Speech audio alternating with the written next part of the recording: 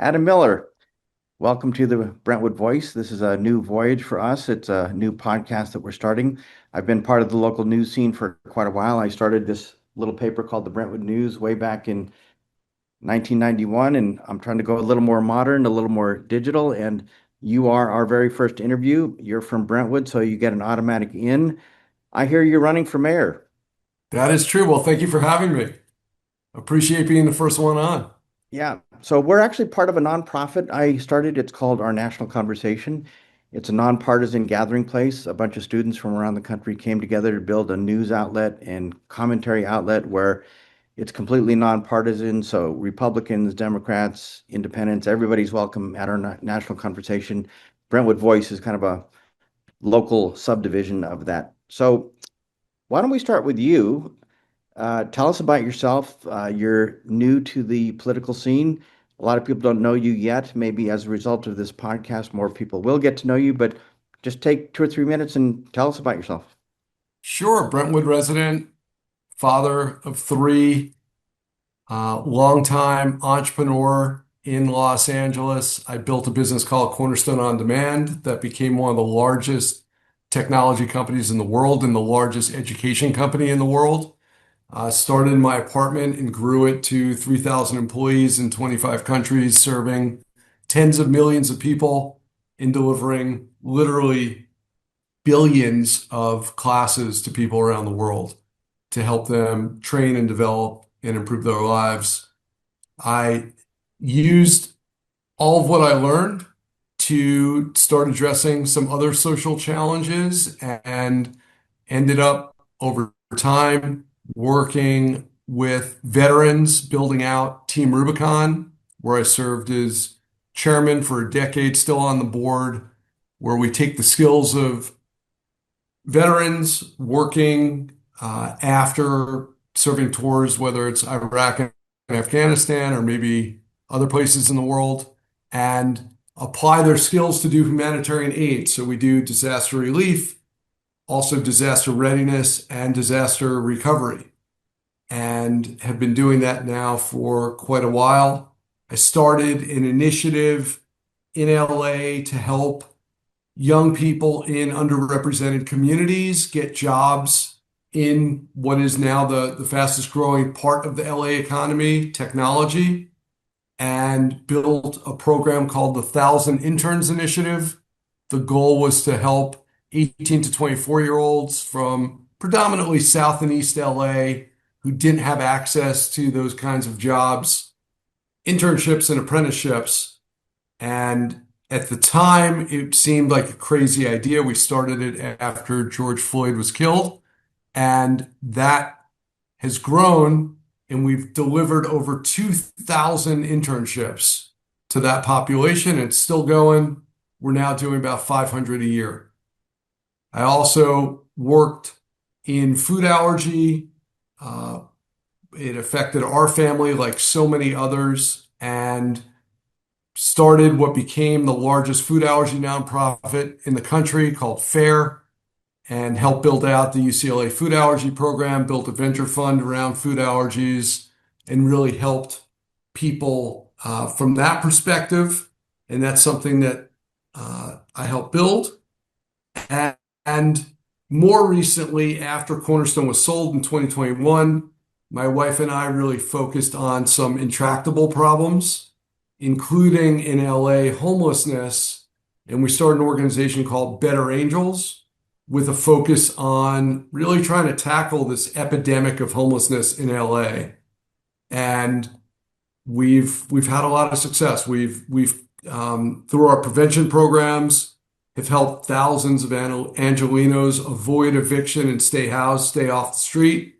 We have serviced over 10,000 unhoused individuals, and we've started building affordable housing, leveraging private industry techniques instead of using public financing, and that's been effective as well. So really changing the way that we operate.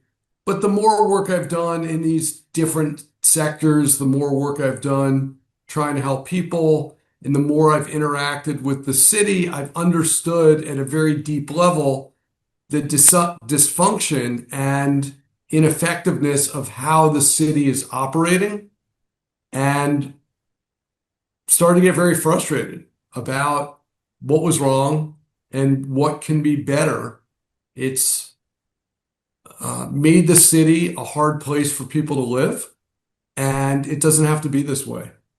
So I realized I can do something about it and made the decision to enter the mayor's race and put the city back on track and bring effective leadership to Los Angeles and make LA a leader in the world again as one of the greatest cities on earth.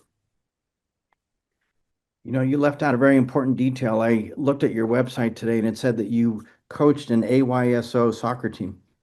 I didn't coach one, I coached 21 AYSO soccer teams. Yeah. So all The three reason, kids, overtime, regular season, spring season, all-star teams, traveling teams. Something I love, something I love doing. Got to travel all over the city, playing other neighborhoods, and really love the experience. yeah, And the great reason I time with bring the that up kids, is honestly. I was a ref for AYSO for a couple of years. Yeah. My daughter was on a local team here, but her coach yelled at her one day and she didn't last very much long after that. Okay, so Yeah, coaches have a real impact on people. I mean, it's not dissimilar to managers at companies. You see that a bad coach can ruin a child's experience with the sport and they'll never go back to the sport. And a good coach keeps people motivated, keeps people coming back, keeps people getting better. And that's true on the field. It's also true in the boardroom. And it's true in City Hall. yeah. And that's what we need. All right, so in City Hall, we have Mayor Karen Bass. She has a few other competitors now, Nithya Raman, Spencer Pratt. We have you. Why you instead of anybody else? I by far have the most executive experience, most leadership experience, most proven results, most ability to operate across all these different dimensions, the proven ability to solve hard problems, get people aligned, get people on track, have real vision. And that's what's lacking in the city. We need to make the government work so that everybody in the city can live better. And that's what I can do. Okay, a lot of people are upset with Karen Bass about her response to the Palisades fire, which is very fresh in all of our minds.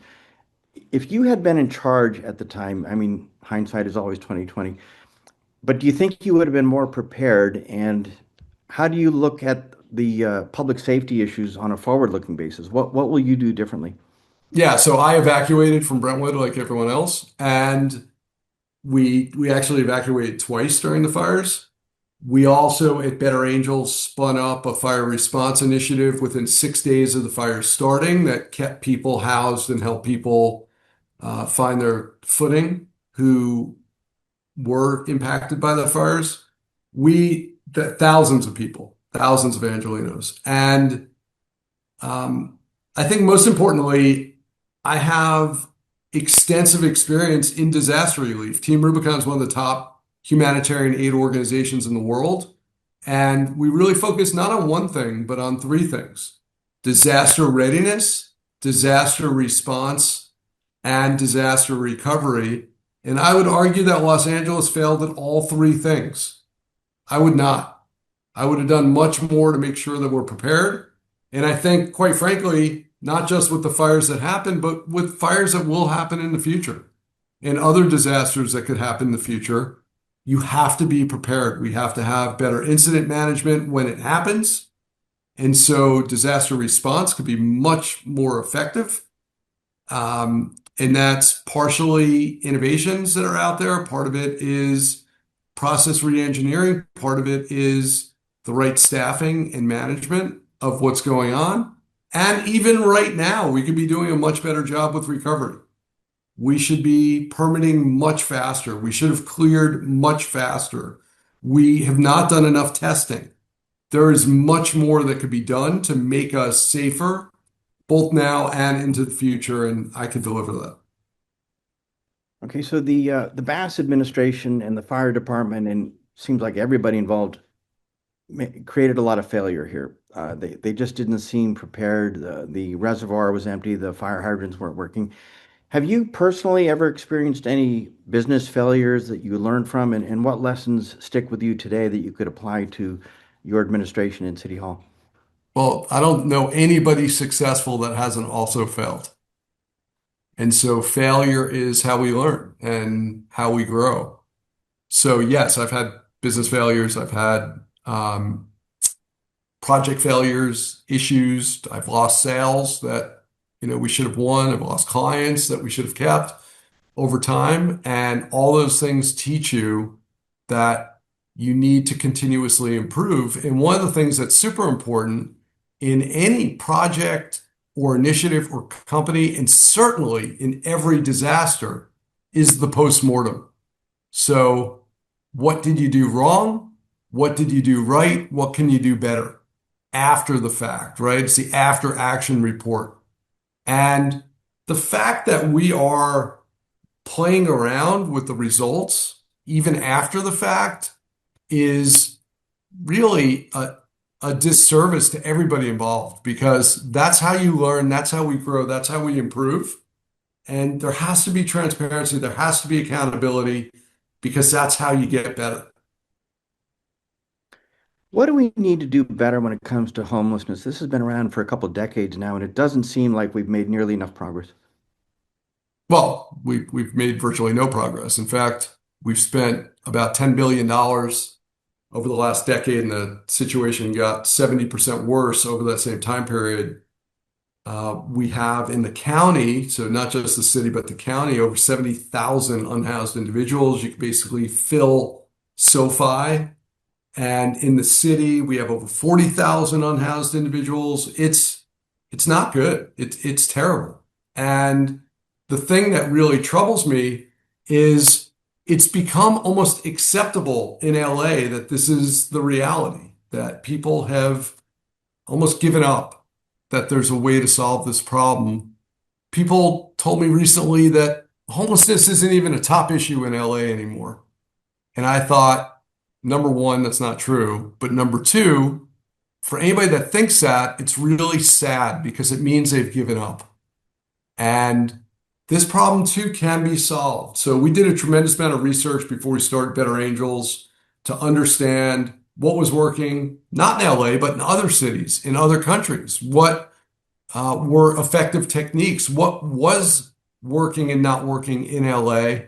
And what we determined is that ultimately there are three core things that need to change. Number one, you have to have better prevention.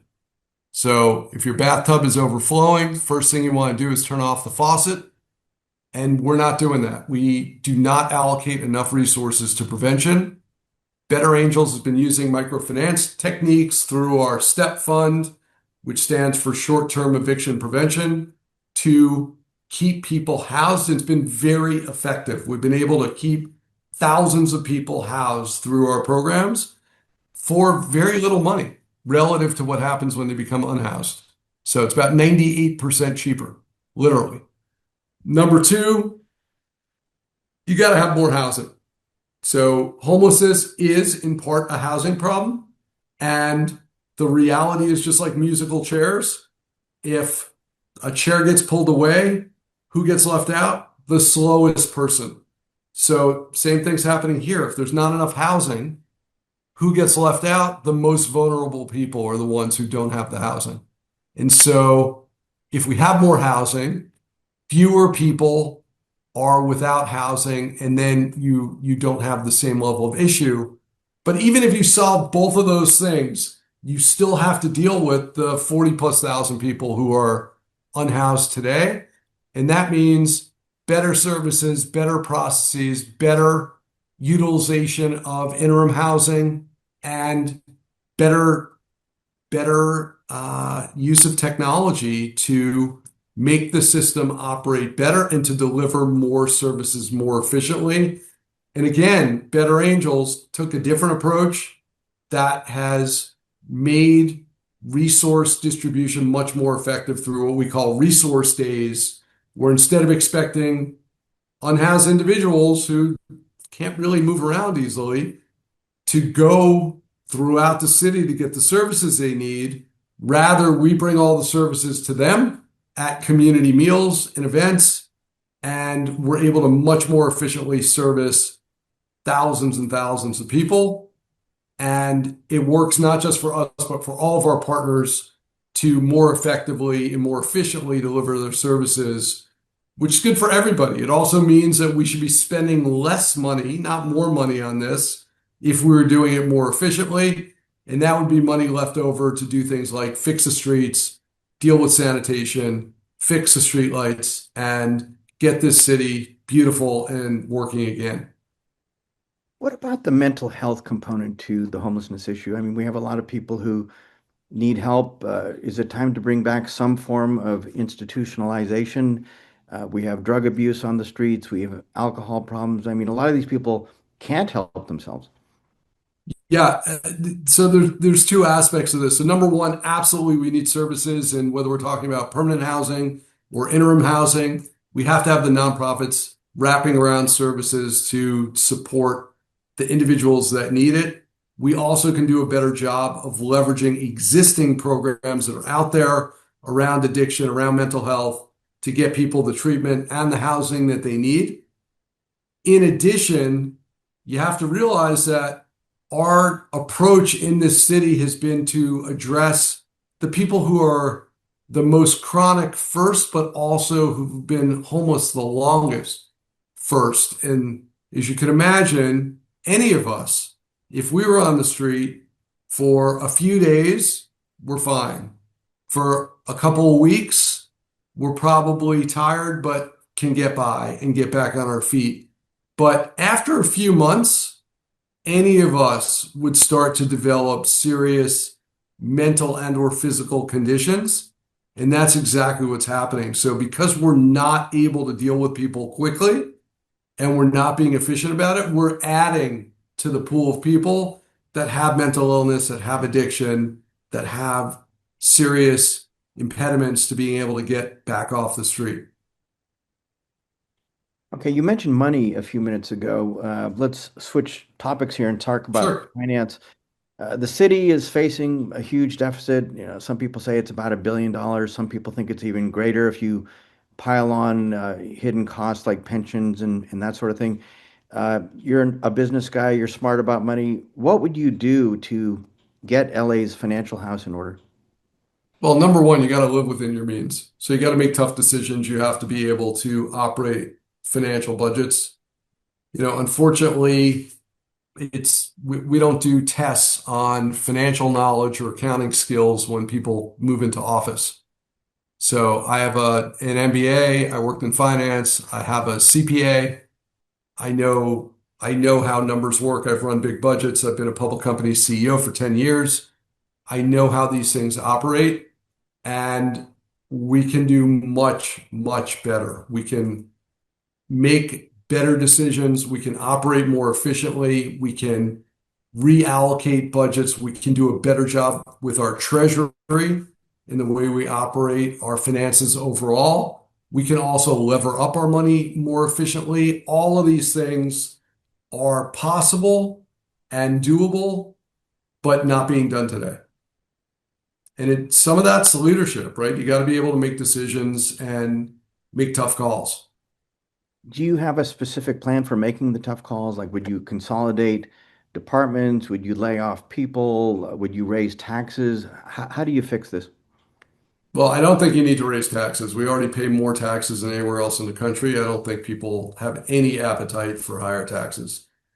Uh, what you have to do is better utilize the dollars that we have. And some of that is systems consolidation. Some of that is leveraging innovation, technology to make things more efficient, just like every other industry in LA. And some of that is eliminating redundancy. We have a lot of redundancy in our programs and our projects, which can be done, but that money, I'm not saying would be brought back in dividends. I'm saying that money would be reallocated where it's needed. Sanitation, public safety, right? Police, fire, incident command, beautifying our parks, right? We talked about AYSO. We want those parks and Field's beautiful. We're talking about Brentwood. The Brentwood tennis courts are falling apart. There's a lot of places that could be much nicer, much better, and all that leads to better quality of life for everybody involved. There's also the bringing back revenue. So we've had a flight of companies out of LA. We've not attracted big business to LA. We have an incredible workforce. We have an incredibly diverse and capable talent base, and yet we have virtually no Fortune 500 companies here. We're not attracting the right businesses to be here, and our core industries are leaving, like Hollywood. That has massive implications on the budget. We need to bring those businesses back. We want to bring those jobs back. We want people having higher paid jobs. All that creates more revenue for the city, and all of that enables us to live better. So you're well to do. I looked at your website today. I understand you sold Cornerstone for 5 billion plus. I don't know if that makes you a billionaire. I don't know what your personal stake was, but billionaires are getting kind of a bad rap these days. And a lot of people wonder, do we really want to let all these rich people parachute in and take over government because government isn't the same thing as running a private enterprise? You'll be facing union opposition, built-in bureaucracy that will be massively frustrating. What do you think about those who will say that about you, and you know they will? Yeah. So, first of all, I started with nothing. So, literally, when I started Cornerstone, I had negative net worth. And I had maxed out every credit card I could get to be able to start the business and paid myself virtually nothing when we were getting going. And uh, I struggled. I struggled. I know what it's like to not have a solid income, know what it's like to be eating mostly top ramen for dinner and having to scrape by, share rooms, sleep on couches. I've been through all of it. And I know what it means to work and to, provide for your family. And I understand all of it. I also did have success, and that success was not only in business. That success was also in the nonprofit sector. So, yes, it is true that if you run one company, you maybe had a certain style or a certain way of managing, and that does not translate to government because government is much more consensus oriented. But the nonprofit world also is very consensus oriented. And I had a lot of success there across multiple sectors, multiple issue areas, multiple challenges. And that is extremely applicable to government. So I've had success in both areas, and I've had a lot of leadership experience at organizations large and small. And I think that equips me well to take office and to be effective across the board. I'd love to invite you to compare and contrast what you just said to those who are sort of professional politicians who have been part of that system for a very long time. I mean, I'm not sure that just because they've been part of the system, that makes them necessarily better qualified to run it. Yeah, and the other thing you have to remember is, and this is true equally in business, you could have an amazing employee, but if that employee gets promoted into management, they may not be a good manager. They might have been great at their job, but they're not great at managing other people. And the same is true as you might have a manager who's good at managing a small team, but if you made them the CEO of the company, they would fail. It's a different job, it's a different skill set, different experience. And it is different being an executive. You have to make different decisions. And that's what we're seeing in our government today, right? That's what we see in City Hall today is lack of executive experience playing out in front of the whole city. And I don't have that problem. Will you be financing your entire campaign? Absolutely not. So we are doing a traditional campaign because I believe to have an effective campaign, you have to have a broad coalition of support. And that's exactly what we're doing. We're building a very broad coalition. This is not self-financed. We are raising money like everybody else. And the max contribution is $1,800. So to build the kind of base that you need financially to run a successful campaign, you need to be out to a lot of people and get a lot of support from a lot of different parts of the city. And that's exactly what we're doing. So this would be a good opportunity for you to give your self-commercial. Is there a website people should go to?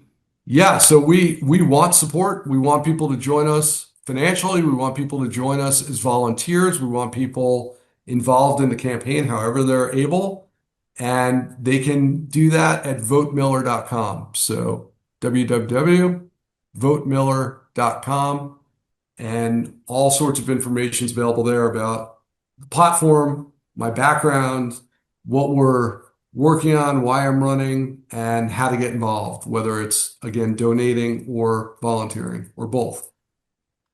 Okay, so describe your path to victory. Some people might look at you and say you're new to the scene, you're not well known, at least not yet. How do you pull this rabbit out of the hat? Yeah, look, we have a broad range of candidates right this moment. That'll change in a couple of weeks because the petitions are due. Not everybody's going to be able to get the requisite signatures. And I believe this is a three-horse race. And we present a very different alternative, right? The two primary competitors are um, incumbents. They have both been one on city council for the last 6 years, one in the mayor's seat for the last 4 years, and these are very different alternatives to what I'm proposing.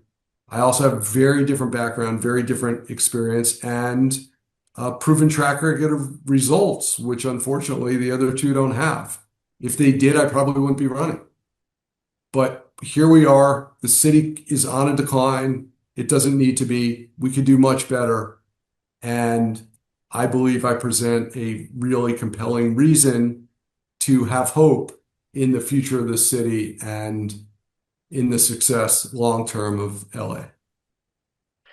Now, the mayor's race is nonpartisan, but I'm sure people are going to want to know, are you a Democrat, Republican, Independent? I'm a lifelong Democrat. I've been a Democrat since I've been able to vote, and even before that. We've talked And I've about been this. a supporter of the Democratic Party and have been actively involved for many years. Why don't you talk about that for a little bit? Meaning what? Like what candidates you've supported in the past, what causes? I mean, it's all publicly available. We've been more involved at the national level, so we've been involved in Senate races and congressional races, and have supported a number of different Democrats across the board. We were involved in some of the red to blue flips in the House over the last several cycles, and as my family has had the resources, we've given back those resources through both philanthropy and political contributions. What do you make of the national political scene these days? It's unfortunate. It's one of the reasons I'm running. We're not able to get things done at the national level. We're at a stalemate. That's been true now for many years, at least the last 8 years, where very little meaningful legislation has gotten through Congress. And the the action where people's lives are being impacted is really now at the local level, because that's the government that could be working. And you see it working in different cities, you see it working in different states. It has not been effective in Los Angeles, but this is where lives get affected. And I'm really focused on LA and making the lives of Angelenos better. How about Sacramento? Have you picked a favorite candidate who's going to be running for governor? No, not yet. All Field's right. still pretty broad. All right. How about the billionaires tax? That's a state promoted idea. some people are for it, some people are against it. It's a bad idea Because because we need that revenue to be able to run the programs that the state needs. And it is very easy for that group of people to leave. And if they leave, we lose a lot of revenue, not just immediately, because there's some provisions that would capture some of that revenue, but long term has a very detrimental impact on the revenue base of California. And if you look at even a lot of progressive groups that understand the financial situation at the state level, they they know that this kind of tax would be very detrimental to the overall tax base, which will limit our ability to do all the progressive programming that people want to have. So it might be counterintuitive, but it would be very damaging to a lot of the programs that people care a lot about. all right, we are rounding third and heading towards home here. Let's bring it back home. Tell us about Brentwood. What is your relationship to Brentwood? Any favorite hangouts? Where'd your kids go to school? That sort of thing. My kids were at Westwood Charter and then Paul Revere and then uh, Windward. Um, the we love it here. I love that you can walk to places. I love San Vicente and that whole neighborhood and all of the amazing restaurants. It's an abundance of great stuff in Brentwood, and it's a beautiful neighborhood with a lot of great places. My favorite restaurants are here. My favorite bars are here. So it's a really great place to be. Now, if you Really want to be enjoy it. elected, if you We want to be just missed some elected, movie theaters. We need to bring back those movie theaters in oh, I Westwood. agree. We need one here locally here. Yeah. We can talk about that a separate time. I've got a lot of ideas on that. Can you fix traffic on Sunset? If you can do that, you might be our next mayor. Well, there are definitely things we could do to improve traffic. There are definitely things we can do. Synchronizing lights, for example, would go a long way. We can have rules about things like blocking the box, which they do in other major cities, where so essentially people who are um, trying to get through an intersection get stuck in the middle of the intersection and nobody can move in any direction. Happens all the time now, Yep. and there's not really any penalty, and that is a major contributor to traffic, major contributor. Um, and there's things we could do around the timing of construction when the trucks are coming through Sunset, for example. There's a lot we can do all across the city to improve traffic, and there's ways to leverage technology to also improve some of this. If you become our next mayor, will you be ready for the 2028 Olympics? Yes, and that's one of the big concerns I have is right now we're not. We're not ready. And, going back to the finances, the Olympics should be an enormous revenue opportunity for us, but if mismanaged, could be very expensive. And so the swing is pretty dramatic. If you do it right, it's a big revenue generator. If you do it wrong, it's a big cost contributor. And that will have major implications on the budget and what the city's able to deliver. So I think it's super important we do it right. All right, Adam, last question. Anything else? Is there anything I haven't asked you about that you'd like to talk about? For me, I think the reality is that in LA, we have an exhausted majority. There's a lot of people out there who are not on either extreme, who are just tired. They're tired of the problems that we have, the city being in decline. They're tired of having less cleanliness, less safety, less opportunity, less jobs, less industries. And I think we could turn that around. We should have more jobs, more housing, more opportunities, more public safety, more preparedness, and overall better lives. And that's entirely within reach. And so I think we have an opportunity to clean up, to build up, and to rise up in LA. And I want to deliver that for all Angelinos. In the time that you've been in LA, who was your favorite mayor? Tough question. Um, I'd have to think about that. Okay. All right. Good I question. think that's it.